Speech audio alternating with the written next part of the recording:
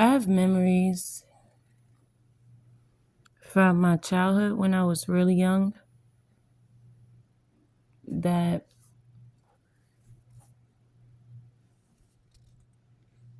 is ultimately the reason why I'm the way I am. So it's kind of like, all right, let me put it like this. I was supposedly born in Kentucky. That's what the birth certificates say. But I never had an address in Kentucky. My mother said that we lived in Columbus, Ohio. I used to visit Columbus, Ohio when I was a kid. My mother left Columbus, Ohio and moved to Irvington, New Jersey when I was really young, like before I could even go to pre K. So that's that. And we grew up in Berkeley Terrace. And as time went on, she ended up moving into her own place because we were living with my aunt and her I don't want to say husband because they wasn't married. So her baby dad of her last two kids. And her oldest son lived there. He was from a different father. And then it's me and my sister, me and Ashley. We a year, a month, and a day apart. So we all live in there. And then we go to I have a lot of beautiful memories there. I could say that as far as rose bushes in that community. I mean, I remember I used to go pick the lady's roses off her bushes and bring it back into the house to my mom and my aunt, while my uncle and my aunt and my mom was in there making breakfast. And you know, those summertime vibes. Ice cream truck come and we all run in the house, and I'm like, Uncle Boo Boo, the ice cream truck outside. And my cousins is like, Daddy, the ice cream truck. Like, you feel me? So it was such a good time when it comes to those kind of memories. And then we ended up getting an apartment in the projects. I don't know. The projects was basically Prince Street. And before that, it was another place that I don't remember the name of because I just don't. But I do remember living somewhere else before we lived in Prince Street. So I remember living in Berkeley Terrace in Irvington, New Jersey. Then my mom moved out. We moved out and we lived somewhere down in the Ironbound section. And I know it's the Ironbound section because when I grew up, I ended up going down there. I don't know how to explain it, but 80s baby here, and we got to explore a lot. So I was places that I shouldn't have been. I was in Jersey City when I'm supposed to be in Newark. Like, as young as hell. Like, so it's kind of like I got to meet a lot of people. I grew up a lot around a lot of different people. And in the Ironbound section, a lot of Hispanic people lived down there, even when, like, at that time, I didn't know that that was what that was because I was young.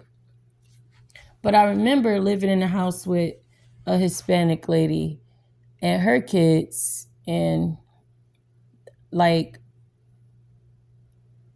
basically, I didn't know, like, I felt like there was a difference when it came to language because of the way that she talked when she spoke English to me, and in the way that she spoke when she spoke to her children.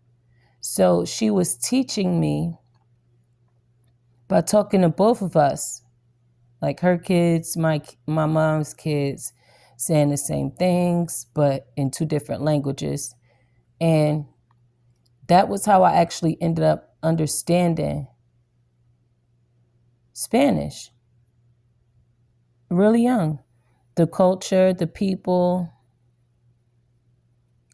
and it felt like I didn't even know she wasn't my family. I felt like we were all family. I felt like she could have possibly been an aunt or something. Like nobody told me who, what was, I don't know if she was living in my house. I don't know if I was living at her house. I don't, because I don't know. But I remember living with them in my house daily. So when I hear people say harsh things about them, I feel some type of way. Not only because of that, but that's where it stems from. It stems from me being under 4 years old, growing up in a household with them, eating the food, hearing the music, listening to the language and seeing the culture, living the culture, my culture with their culture mixed together in the same house. Me thinking it's only one thing, but it really was two different things. As I grew up, I figured that out. It was two different things, but we were able to come together for the purpose of family, love, safety, accomplishments. It was about growth and protection. That's what I felt. And then when I grew up, we moved to Prince Street. I lived 212 Prince Street.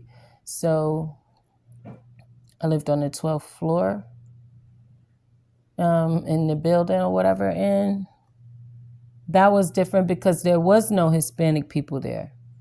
That was just people they didn't speak any other languages, just English. And that was when I started to figure out the difference, and that was when I got into pre-K. I can remember this. Then I grow up and we move again, and I go to Georgia King Village. That's a different project because they ended up breaking down Prince Street because of the drugs and everything that was there. But I could tell you for myself, I never knew that there was drugs around.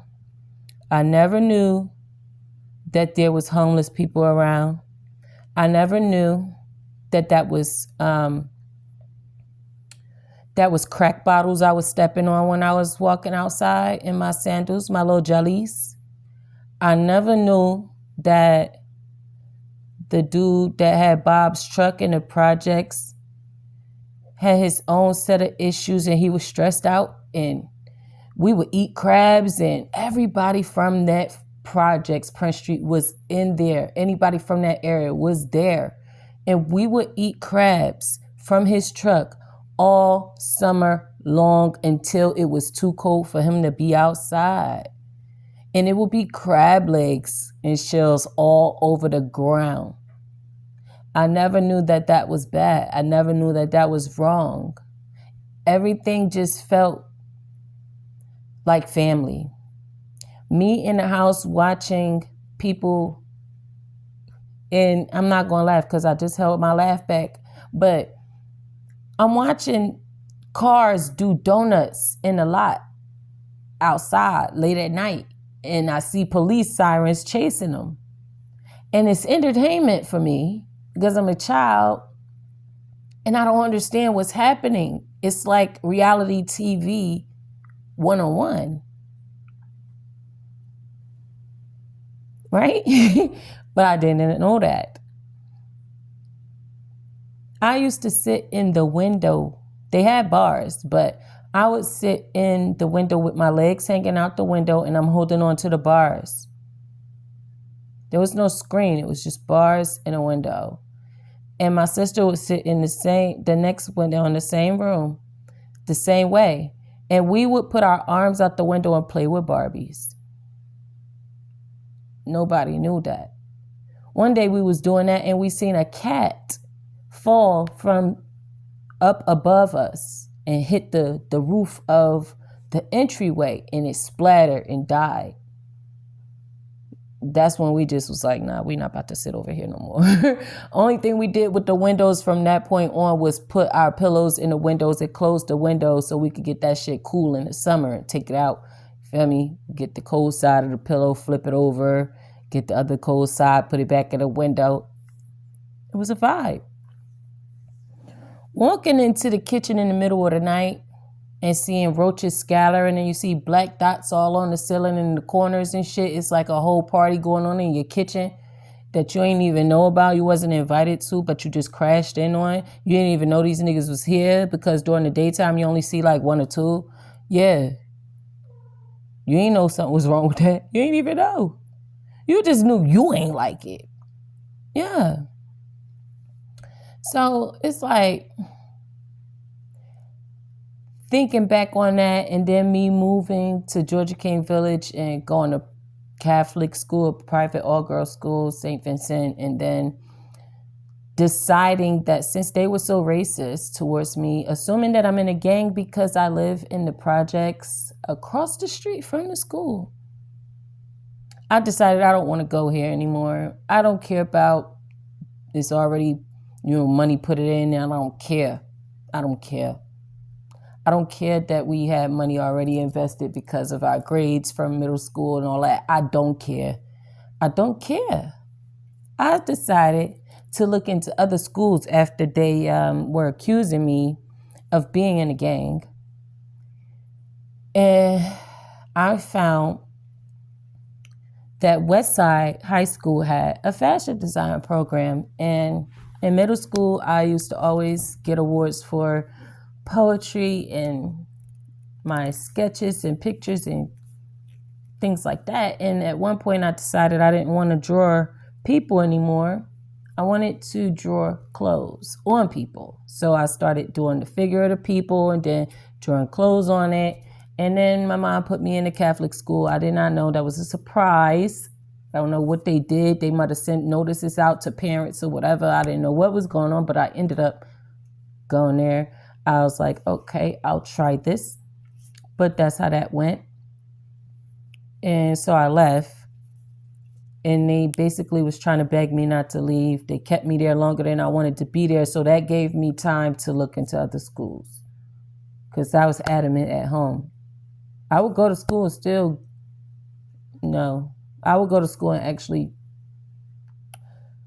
do the not even fucking, no effort. I was like, okay, so since I said I don't want to be here after y'all racist ass fucking comments, and you trying to keep me here so you could keep getting that money from the state for putting us niggas from the hood in your Catholic private school, I'ma just go ahead and flunk every fucking thing, and then maybe you'll kick me the fuck out, bitch. So in the meantime, I was looking for a different school, and I found out that Westside wasn't that far from me. I could do that walk. And Wayne went to Westside. He lived where I lived at, right across the parking lot from me. His cousin Aunt lived there with him. So we all would walk to school together after I had made that decision, and it came through because I found out they had the fashion design program. And I told my mother, like, listen, I want to change things up. I want to focus on fashion. So she let me go to Westside. I got to Westside. I did the fashion program 1 and 2 within the same year because I was that good. But when I got there and, kind of got really good at it, I ended up figuring out that my teacher was my mother's cousin. Her name is McGuire.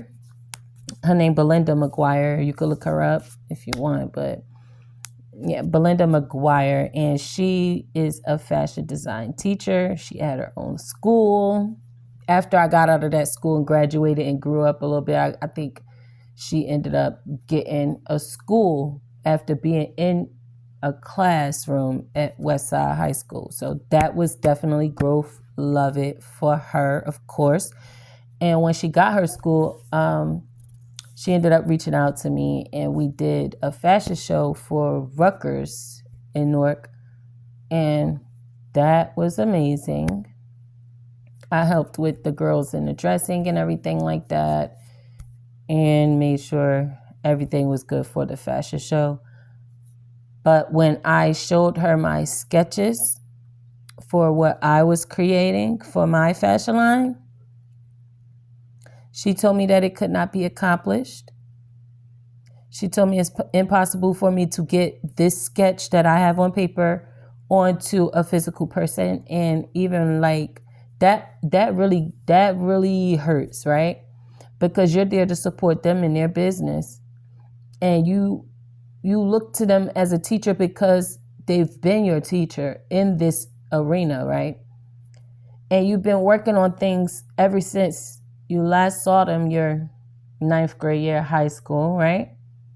Because I left that school. After that, I decided, since I was followed home from school after my fashion design, we had a fashion show where I made a wedding dress and like some 4th of July all-American outfits. I was walking home, and this is when God spoke to me for the first time in my memory, as far as like where I was like, okay, I know it's you, right? So I'm walking home after the show. My mother did not go. Nobody came to support me, but that's cool because I'm used to it. I'm the one who take the kids to school, my little sisters. I'm the one who feed them. I'm the one who makes sure they get washed up and ready for bed. I'm the one. So I'm not really looking for nobody to support me. This is just something that I like to do. So I'm walking home and it's raining. So I got an umbrella. And I remember when I got to the pizzeria that's by Westside High School, because I was walking down South, I think it's South Orange Ave. I don't fucking know. Whatever. But I was walking. No, it's not South Orange Ave. But I was walking by Westside down towards the pizzeria and Springfield Avenue towards where Livingston Avenue is, right? So I'm walking down the hill.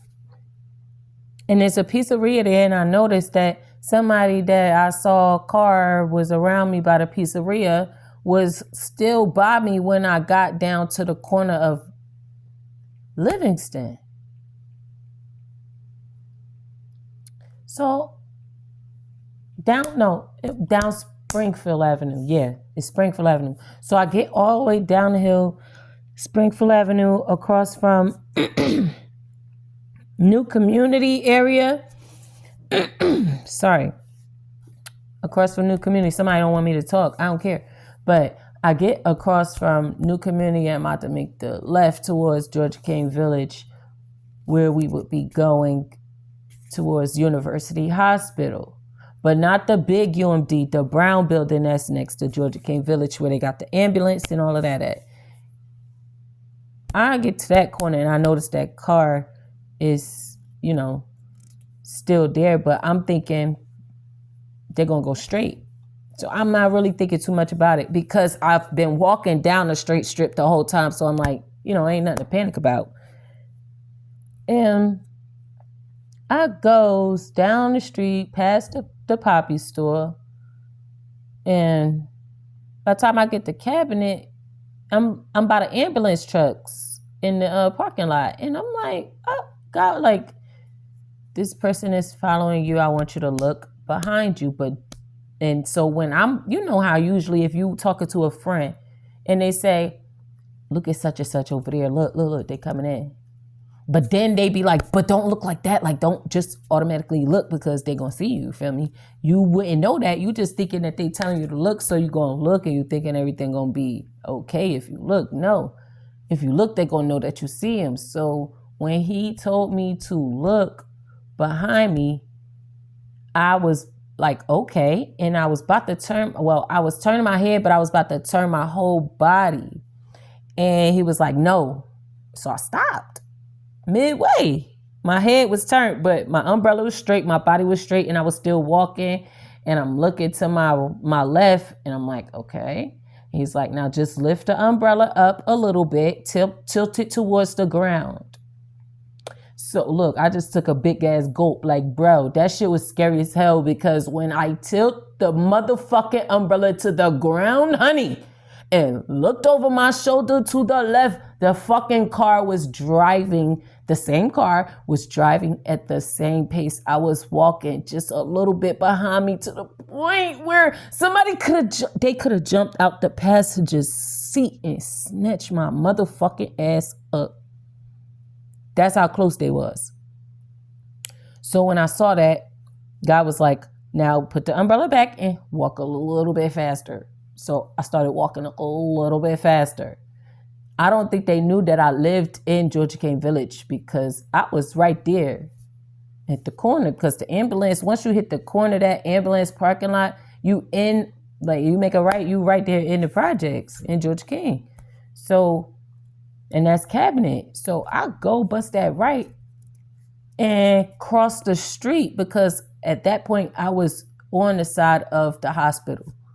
But I crossed the street where the projects is at, the whole complex where the townhouses is at first. And then you go more in and you'll see the buildings. It's 2 buildings in the middle, which is the face of Georgia Cane Village on that side. But then we have a face of Georgia Cane Village for the townhouses at the bottom of the hill of Cabinet. I don't live down at the bottom. I live in the middle at that time. So I'm at the top when I hit the corner, and I crossed the street into the projects just on that path. So they could still see me. I'm still on the same path. I just hit the corner. Why the fuck I get not even past the first set of townhouses where there's a entryway? It's like a big driveway, but it's not for you to drive on. It's just all brick. I passed that to the second patch of townhouses, and I looked back a little bit, like God told me to do. And that car had parked at the top of the fucking hill. Boy, oh boy, was I motherfucking scared at that point. Well, it seemed like they parked, right? Because when I looked back again, when I got to the third lot past the other brick portion, where my friend Angel lived at, Ali lived at, his mom lived at, I was like, I don't want to fucking interrupt them, so I'm not going to go to their house, because they was like, their house is right at the front of the row. So I'm like, I'm not going to do that because they're going to see me go there. I look back before I hit the left to go towards the front of her house and not the back door where they would see it. Oh my God, that motherfucker was parked further down to the second row. And they was in the trunk, looking in the trunk. And I saw them pull something out, looked like a gun in their hand, and was closing the trunk. But the umbrella was still down, so they didn't know that I saw them. But I was already down the motherfucking row by the time they had looked up, right? I had to cut through Angel's backyard. Okay, so her backyard was on the street of Cabinet, right? But she has a front door that's in a row where you could drive down. But if you pass her front door, she has a neighbor and they have a backyard, right? I had to cut through those little steps, right? It's like 3 steps to go to their backyard, and there's like 4 or 5 apartments that's their backyard. And then they have steps on the opposite side that go down back into the row where the bricks are at, where you don't get to drive down. So that's what I did. I went straight up their backyard and then down to the back row. So this person is coming down the row I went in, but I went in the row behind it.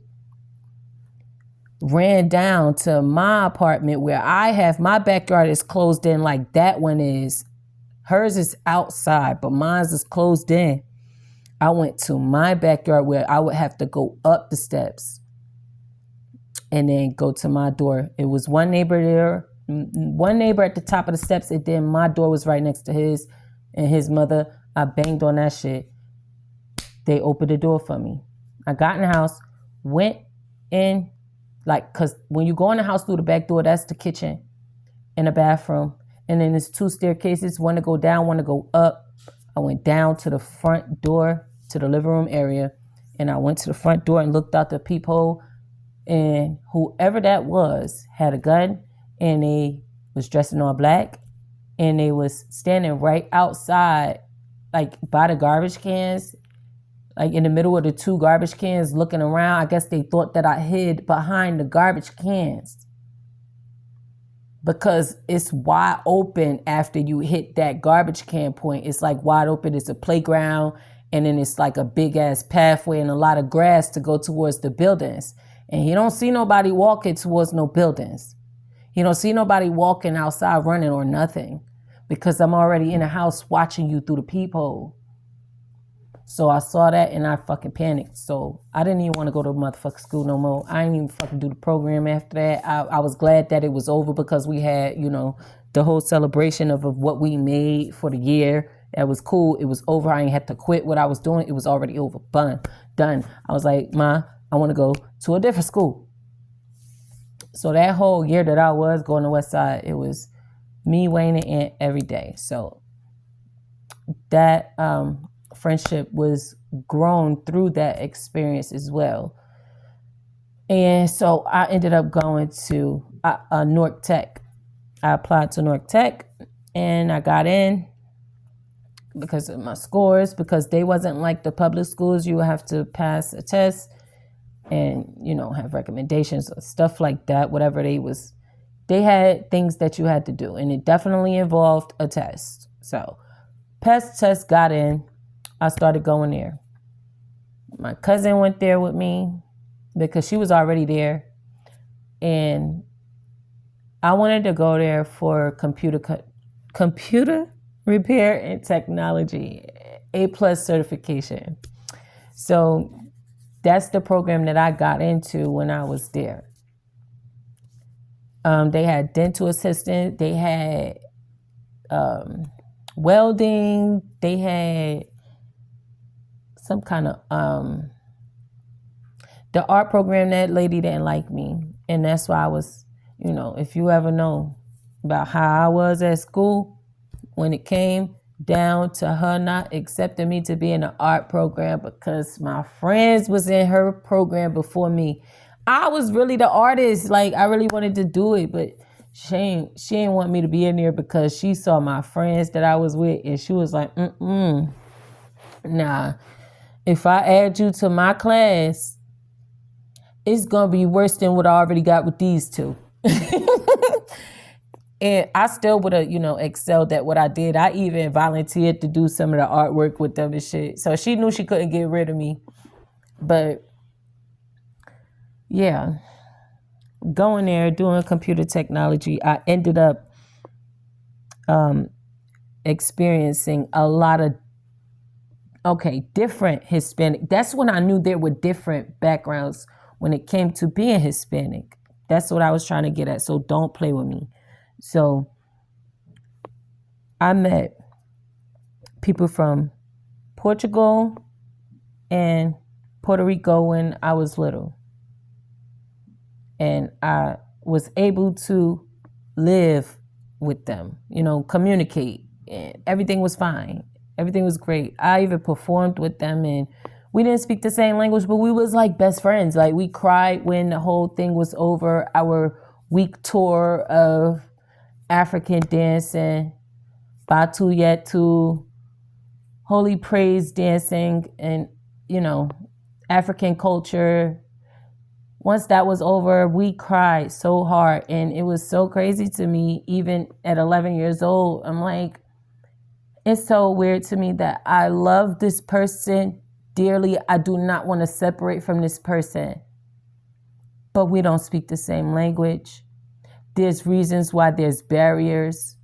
I don't understand this. And I think it's really, I don't want to curse, but it's really messed up for the youth to have to go through these things that they didn't ask for. We love because that is a natural ability. That is natural. We are able to communicate even without knowing the same language. We learn from each other. We care enough to learn from each other and protect each other and make sure we see each other happy and healthy. That is what I learned with my experience with the Hispanic community. And in high school, I got to meet people from Guatemala. I didn't even know that was a thing. Like, you understand what I mean? How closed off we are because of the people who raise us and how closed off they are. But when we move the way our spirit tell us to move, we get to experience life the way it's supposed to be experienced. And I hate it for a lot of people that they're not able to experience in that way what I feel and what I've experienced. With all of these different communities, we have people who is from Pakistan that I was so fucking cool with. Like, it's so crazy that we have a whole melting pot in our high school that we ended up getting to know, and they are no different from us. What is wrong with these people? It hurts me. It really do hurt me that a lot of people do this, even to the point where trying to make it seem like they don't belong. They shouldn't be allowed. Their culture and their habits are demonic. It's not right. That shit is wrong. It's a lie.